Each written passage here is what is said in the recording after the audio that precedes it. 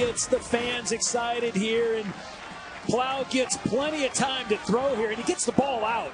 More importantly, he gets the ball out to D'Angelo Yancey. Yancey making a nice catch there and beating Joshua Jackson in for the score. Iowa was playing a lot of its second stringers, and if you're Kirk Ferentz, you come out on this next possession, do you bring in the first string to try to put this game away with a long drive? PAT by Dellinger is good. It's 42-28. CJ Beathard getting warm again for Iowa.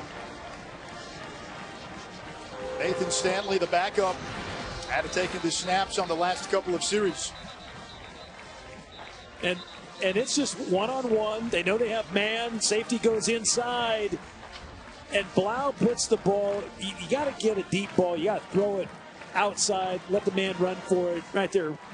Blau steps into it. Throws a pretty ball, too. He throws a nice deep ball. And Yancey able to pull it in and then put the ball over for the score. Blau, numbers on today. 4 touchdowns, 0 interceptions.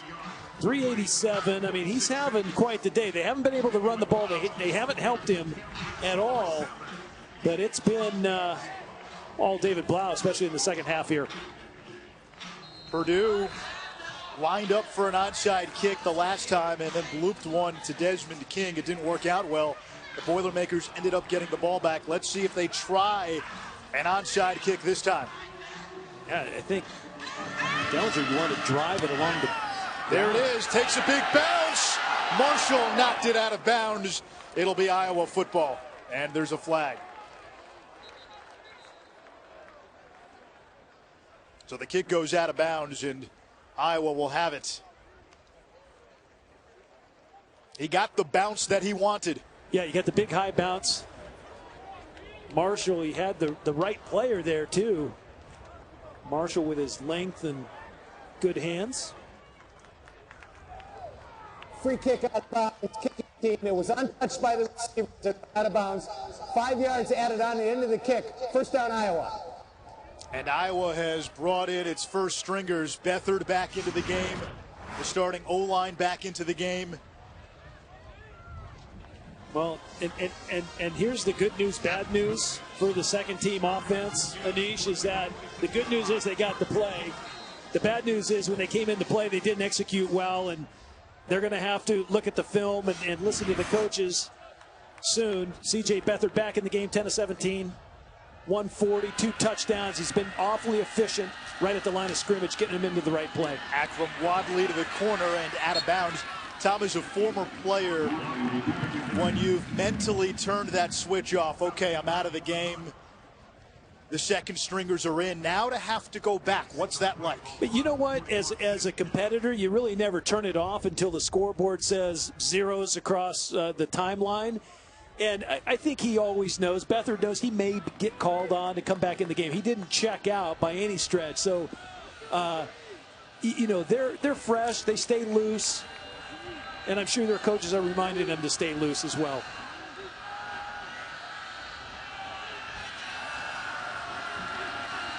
Iowa bleeding the play clock. On the ground. And fighting for the extra yards. Wadley, and now a very crucial third down. And we've got a timeout on the field by Purdue. They've got 2 left, so the Boilermakers stopped the clock. And boy, if Purdue can get a stop here, get the ball back with 4:49, they've connected on some big plays. They've got some momentum. Yep, they threw a deep ball, and if you throw a deep ball, they've had a couple long passes today, one to Yancey and one to Herdman. So they have guys that can get down the field, make plays. Take a look at total yards, and they were really benefited by that last long ball to Yancey. But I mean, Iowa's had a good day offensively. They haven't done a lot in the second half. They did kind of throttle down a little bit, that offense. And, you know, you never know when the right time is to work in your second-team guys. I think it's imperative throughout the course of the season, though. The teams that are really good work guys in throughout the game. And, you know, maybe you don't do a whole entire line out, but you keep working guys in. And I think right now for Iowa, this might be their biggest third down of the day today. 9 out of 14 on third down are the Hawkeyes. Daniels up the middle. And it looks like he's going to be short. So now fourth down for Iowa. A timeout by Purdue. The Boilermakers have one left. And if you're Kirk Ferentz, fourth and short inside the opponent's 40. Punt it away. I don't think there's any question. You punt it away, you pin them down. They took another timeout, so Purdue's very conscious of the clock, but you don't want David Blau to get the ball near the 40-ish. You're kind of, let's make them go the length of the field, pin them back deep if they elect not to go for it here, which I think you'd have to punt it away. But, you know, the Biggins are coming back on the field, so they may say, hey, you know what? This is what we do. We're going to go for it on fourth and knock them off the ball. Iowa 4 of 5 on fourth down this season. A fourth and short from the 38-yard line. Beathard, quarterback keeper, and he surges ahead, and he has the first down. Now look, judging from the spot, it looks like he moved the chains. Yep, they're already moving the chains along the sideline, so indeed a first down for Iowa. Nice job by Beathard, being patient. Whatever the outcome of this game may be, a lot is going to be written about Darrell Hazel in the coming week, both locally, maybe nationally. But I think we learned, you know, whatever happens to him, his team showed some fight today. Could have easily given up. This could have turned into another blowout, something akin to the Maryland game. They fought back in the second half, and granted, some of it was against the second stringers of Iowa, as we've got a delay of game. Oh, we've got a timeout to save the delay of game. So Iowa calls a timeout. This Purdue team could have quit, they didn't. Yeah, you know, again, you know, as I practiced the other day, their attention to detail in practice was really good. And I would say they have a heightened awareness coming in, playing Iowa today. They knew they had a great opportunity. One, not only in conference play, but also just to get a consecutive win, something they haven't had. But, you know, when you look at the numbers, again, I'm a scoreboard guy. I'm a stats guy. You know, are they improving? And you could make an argument, yeah, they're starting to get, you know, more points per game, yards per game, definitely. But again, Anish, you have to win the game, right? You got to win the close ones. They did last week. They had an overtime game against Illinois, came away with a win. That was a big boost for them. But then all of a sudden, the Hawkeyes come into town, and it's, you know, they're getting kind of rock'em sock'em and knocked out. Daniels spinning and finally taken down after a short game. Well, and if you're a Purdue fan or an alum, you can understand the frustration where you say, hey, it's great that we're making progress on the stat sheet, but this is year 4 of Darrell Hazel's tenure, and you know, it's not wrong, it's not out of line to say, okay, when do those statistical improvements show up in wins? Well, and two guys Purdue really missed today. Lawan Bentley, the middle linebacker, the top tackler, and Jake Rapogel, one of the top defenders, and you know, those guys are good players. Tonight on ABC, a big battle in the Big Ten. Heisman hopeful J.T. Barrett and second-ranked Ohio State visit Wisconsin. The Badgers number 8 in the country. That game in Madison, 8 Eastern on ABC. Iowa fans will be watching. The Hawkeyes have Wisconsin next week, and then a bye. Daniels, he's closing in on 150 yards rushing. Wadley has 176. J.T. Barrett, Corey Clement. Corey Clement, though, after really outstanding freshman and sophomore years, his production's gone down a little bit since his junior year. They're hoping that he's back on track for this game. Yeah, those guys are awfully impressive in their own rights. Again, I think JT Barrett really isn't the exceptional player, not only passing the ball, distributing it out to great players, but he can run the ball himself. And they put such great pressure on defense. Wisconsin's D will definitely be under the gun tonight. Jack Sitchy will be looking for him. Beckford on the keeper, and he's taken down right at the line of scrimmage by Leroy Clark. And it'll bring up 4th down. Tom, one thing I want to see from Barrett tonight, and you want to go back and watch that Indiana tape last week, the vertical passing game, he needs to get better in that area. Left some balls short at times, and just wasn't very accurate. I want to see the touch, the placement. They got a lot of speed on the outside. Curtis Samuel, one of them, Noah Brown. But JT Barrett's going to have to get better as a deep ball thrower. Yeah, I agree. And they'll be tested tonight. I think, Wisconsin just does such a great job on defense, keeping the ball in front of them. Beckford just went to the sideline, and now the offense follows. And it looks like Iowa will take another delay. Yep. Let that clock burn.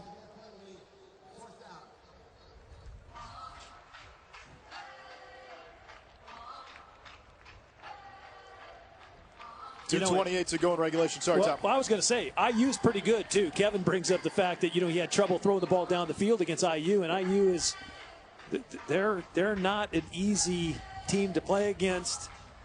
They got something good going on in Bloomington, and, you got to like the folks in West Lafayette.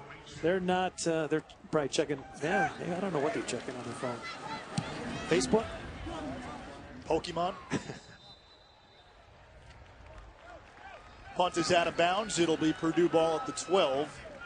26-yard punt, 2:22 to go in regulation. Partner, I usually don't come to this part of Indiana. I'm usually down south. My wife's family down in Evansville, Indiana. They're probably going to say, why don't you drive down? And I said, why don't you drive up? Why don't you drive up? Yeah, and then Willie and Doc back in the hood. Those guys are, if they stayed with the game, they're Hawkeye fanatics. But you don't win that battle with your in-laws. No, maybe with your family, not with the in-laws. Usually not. Evansville, Indiana, by the way, the home of my all-time favorite baseball player. Purple Aces, Don Mattingly. Donald Arthur Mattingly. There you go. Batted down 2nd and 10.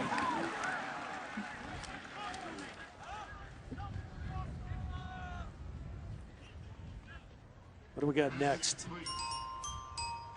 Here we go. Speaking of Indiana, Nebraska having to go down there. North Carolina, Miami will kick off shortly, as will Wake, Florida State. And that Nebraska-Indiana game, the outcome of that impacts Iowa should they hold on. And it appears they will. It's 3rd and 10. If Indiana beats Nebraska, Iowa comes out of this game tied for first in the Big Ten West. Yeah, I mean, that was the importance of this game coming in, because you really can't afford to have 2 losses in the Big Ten West. It's going to be important to stay the course. Iowa will know how good they are. The other day we asked Kirk Ferentz, how good can this team be, comparatively speaking to his last year's team, but he thinks this team has some opportunities. They have guys in the right spots to make plays as a flag comes out. But I think they have the right mix. They have a veteran quarterback. They got some great defensive players, and they got 2 stout running backs. You can get a lot of yards and points. Personal foul, tripping, defense, number 67. 15-yard penalty, automatic. To go. Yeah, tripping or a leg whip, that's frowned upon. Big Jaleel Johnson. Oh yeah, sure enough, that's how he got the quarterback down.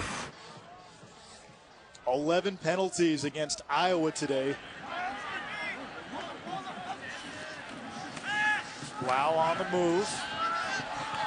Into coverage, intercepted by Desmond King. King inside the 10. End zone. Touchdown by the All-American. There's that anticipation, guys, the route recognition. Like I said, not a little bit of tightness, not the fastest, but he can see routes, get an early break on the football, and when he's able to lock in, he finishes. That's the one thing you like about him. That's his 12th career interception. He had been waiting for a while, too. It had been 12 games between interceptions. He had 8 last year. Finally, he gets a chance. Yeah, you know what? They kept going at him. They kept going to his side. I was waiting for Desmond King to take a chance. It really wasn't a huge chance, but great ball skills that time. And you mentioned the recognition, Kevin, a moment ago. He really kind of pattern read what was happening, jumped on the ball, and took it to the house. It's his 3rd career interception return for a touchdown, which is an Iowa school record. I love when someone catches the ball like that and then they're instantaneously on offense, right? He's a returner. He has one goal, get to the end zone. At number 14, he put on the Jets there too. Nice little move there. And then he gets back outside. Hesse throws the last block for him. He's in for the score. That's been a talking point in Iowa City. Should Desmond King play some offense as well? I asked Greg Davis before the game. I said, hey, have you ever thought about playing him on offense? And he's like, And I go, come on, it's the rage, man. Have the defensive guy come over, run a little offense, run some receiver. He said, Tom, he does so much for our team. He's on special teams, returning the ball. And I get it. They don't want to put one more thing on his plate. But, you know, he could do it. He could do it. You throw him a little bubble screen and let him run. I'm sure he'd sign up for it. Yeah. Yeah, just give him 2 or 3 plays. You look at what Michigan has done with Jabril Peppers. Yeah, if I was C.J. Beathard, I'd be saying, hey, coach, just let 14 come over. 2 throws. Let me just give him 2 balls. Let's see what happens.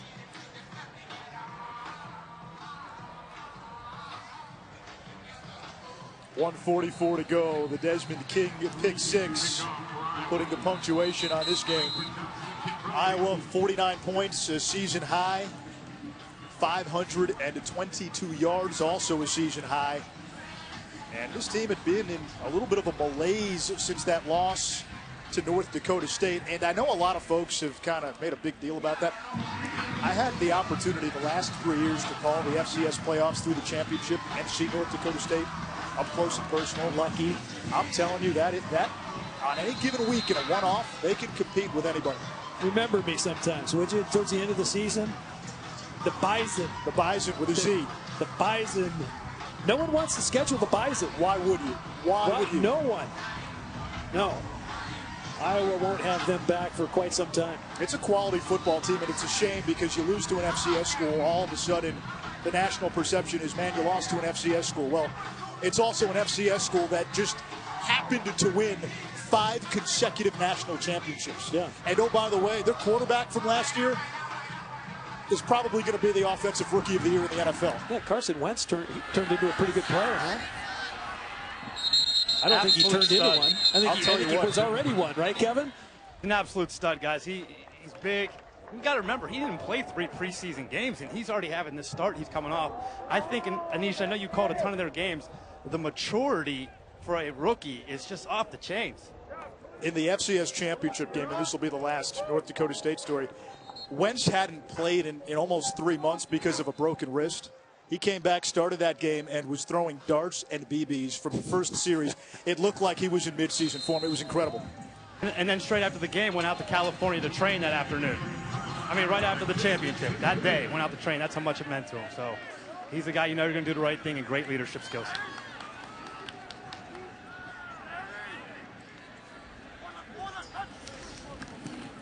Wow, still in the game. His pass incomplete.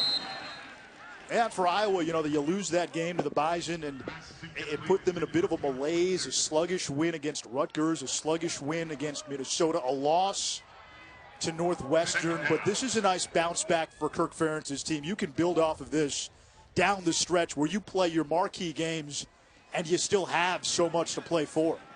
Yeah, and they host Wisconsin next week. They catch a bye week, I think, at a good time, the week after Wisconsin. So their bye week comes at a real good time. They can get healthy and really game plan for that last stretch. But You know, tonight's game, Wisconsin, Ohio State, going to be quite the game. You know, and you kind of look at, you know, is Wisconsin, are they going to hold up? It's probably a good time to play Wisconsin coming after the Buckeye game, right? I'm sure Iowa City hoping for 4 overtimes. A long game. Long game. Flag on the play.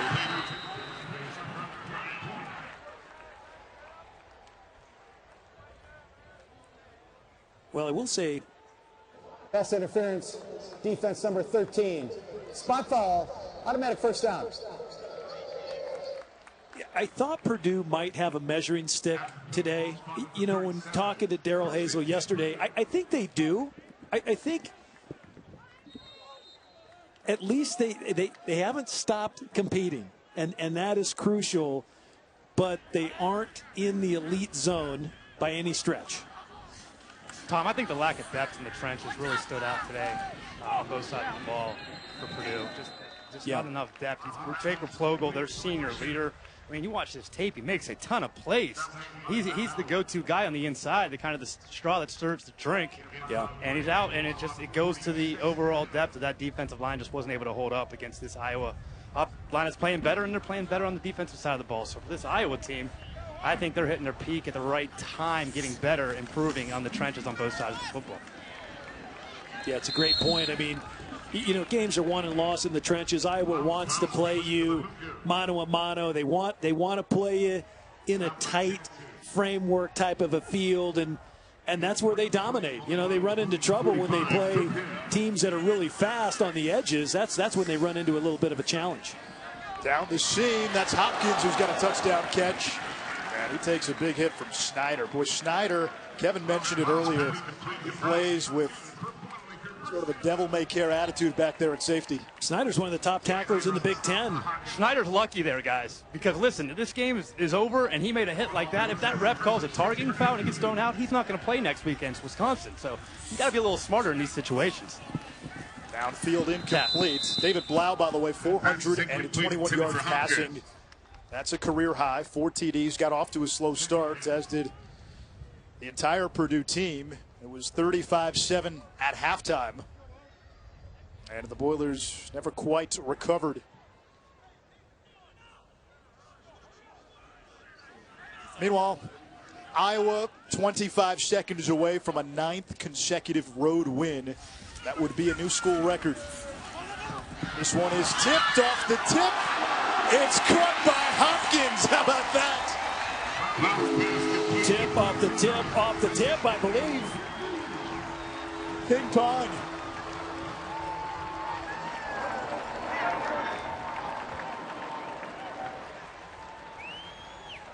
Boy, that's staying with it right there. Yeah. Blau, he has the man running down the seam. Hopkins, he puts the ball on the mark. Wow, that's a great job staying with it.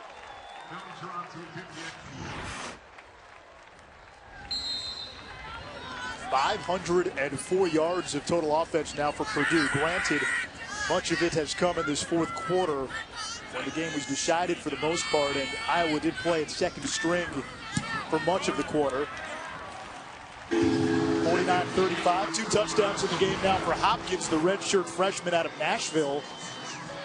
3 catches, 80 yards, and sometimes right place, right time. Yeah, they really like him. The quarterback coach, Tim Lester, I was standing talking to him before the game, and Hopkins was catching balls right next to us, and he said, Tom, that guy's going to be the special guy.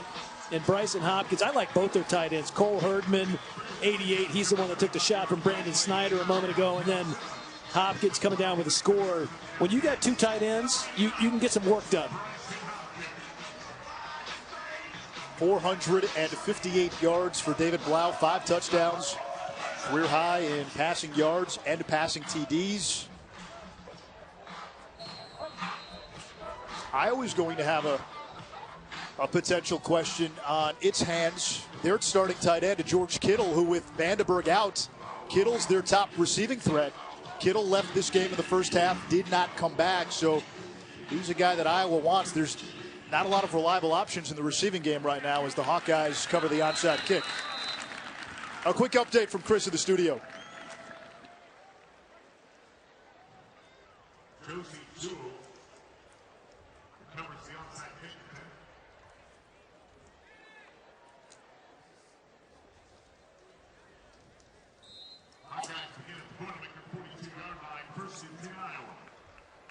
Incredible.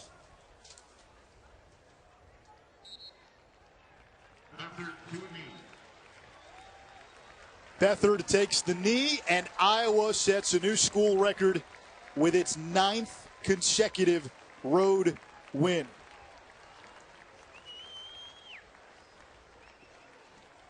Hawkeyes improved to 5-2 on the season, and they'll gear up for what could be a top 10, maybe a top 5 Wisconsin team next weekend. Let's get it to the studio and to Chris Connor.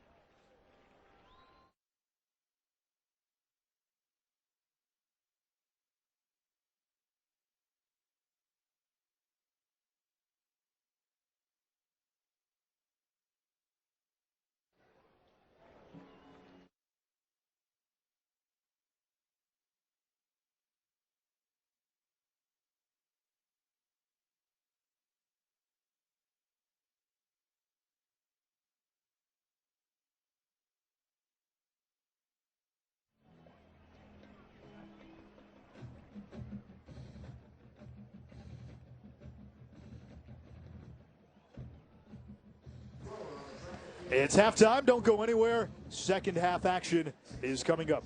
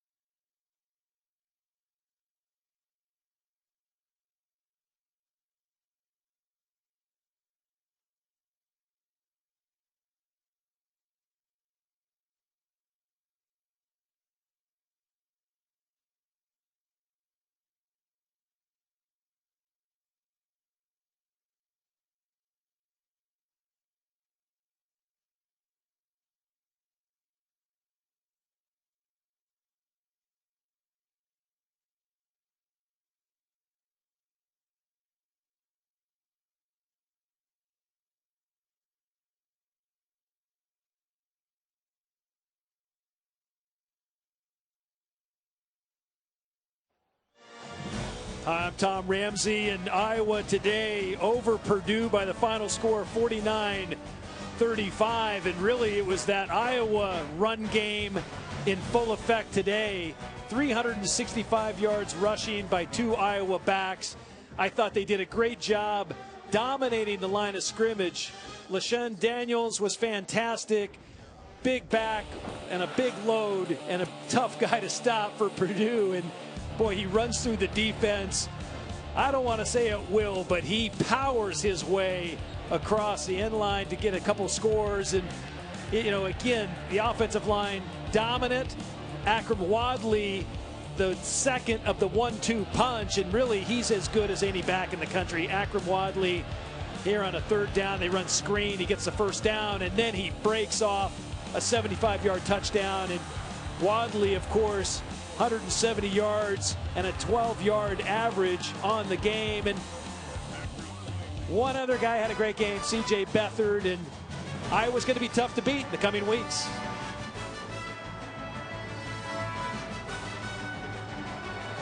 Thanks, man.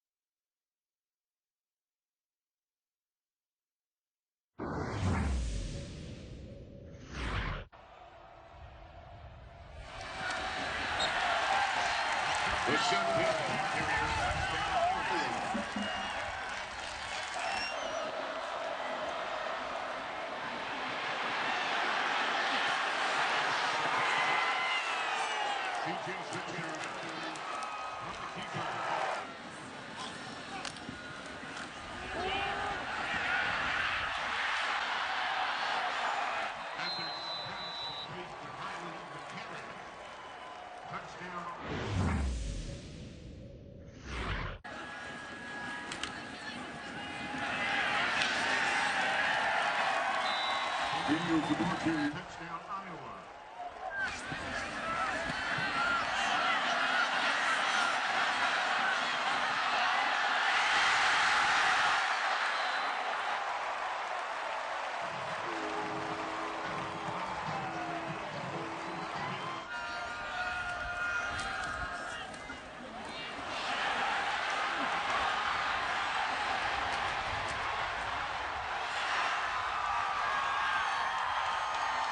Akron Wadley, ball carrier. Touchdown, Iowa.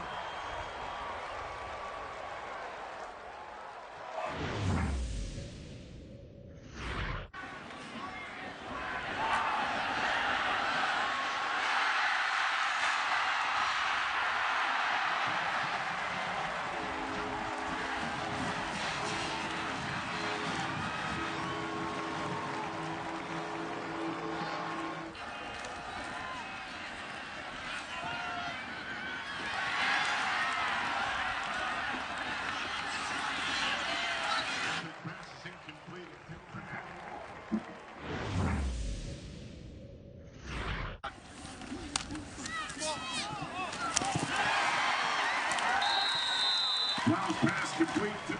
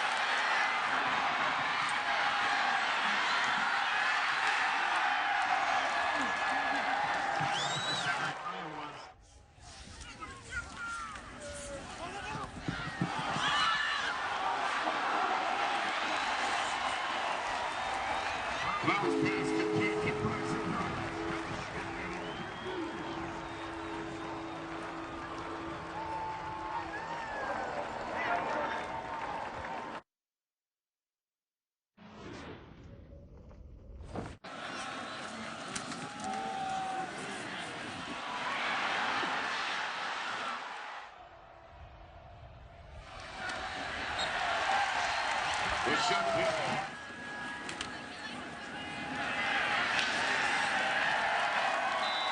In goes the ball carrier. Touchdown, Iowa.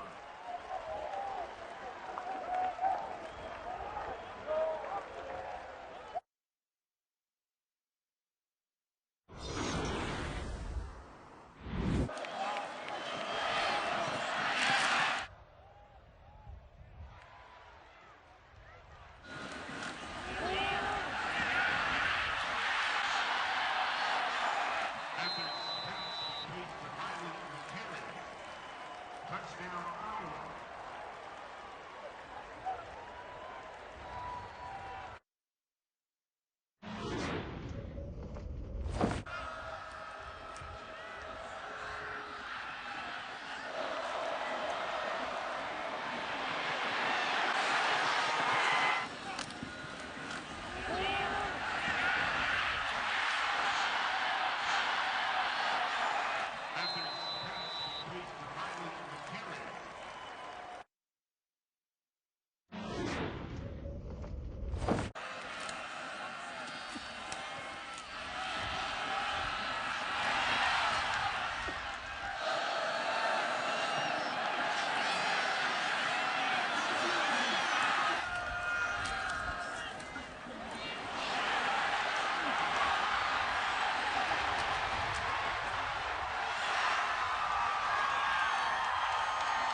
Backfield play, ball carrier. Touchdown, Iowa.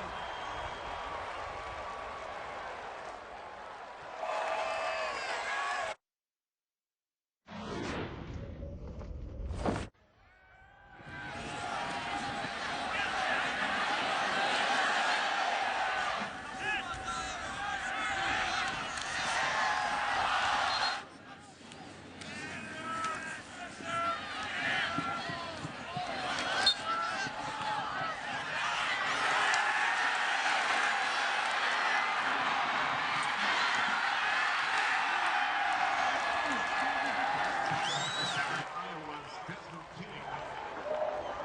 Touchdown, Iowa.